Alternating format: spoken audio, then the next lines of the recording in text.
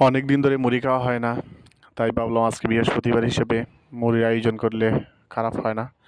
তো দুইজনে চলে গেলাম বাজারের দিকে, গাড়িতে উঠলাম, পেঁয়াজুর দোকানে চলে আসলাম।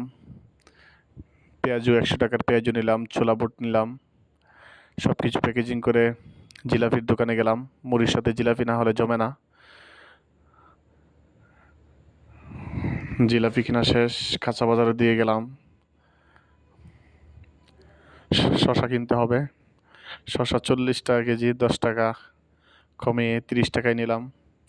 এরপর কাঁচামরিচ কিনতে হবে। ভাইকে বললাম কাঁচামরিচ কত? 90 টাকা আধা কেজি। আশ্চর্য যে মরিচ কদিন আগেও আমি কিনলাম 40 টাকা কেজি, সেটা এখন 90 টাকা আধা কেজি। লাউগুলো অনেক সুন্দর, তাই ভিডিও করলাম। এরপর দোকানে দিয়ে গেলাম চানাচুর কেনার জন্য। ভাইকে বললাম 2 প্যাকেট চানাচুর দেন।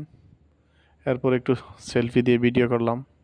সব কিছু আমাদের কিনা টিনা শেষ, এখন গাড়িতে উঠলাম, চলে যাচ্ছি আবার।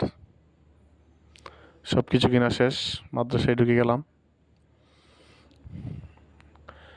সব কিছু প্রসেসিং করতেছি।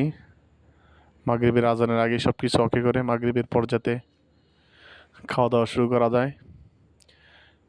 সব কিছু মাখাচ্ছি মুড়ির সাথে। মুড়ির প্যাকেট খুলতে পারতেছিলাম না, ভাইকে বললাম মুড়ি একটু খুলে দেন। মুড়ি ডালা হচ্ছে, আলহামদুলিল্লাহ অনেক সুন্দরভাবে।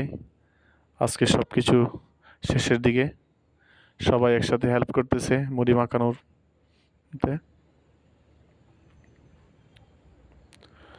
সব কিছু শেষ, সবাইকে নিয়ে মুড়ি খাওয়া শুরু হলো। আজকের মুড়ি খাওয়াটা বৃহস্পতিবার উপলক্ষে অনেক সুন্দর ছিল, আলহামদুলিল্লাহ।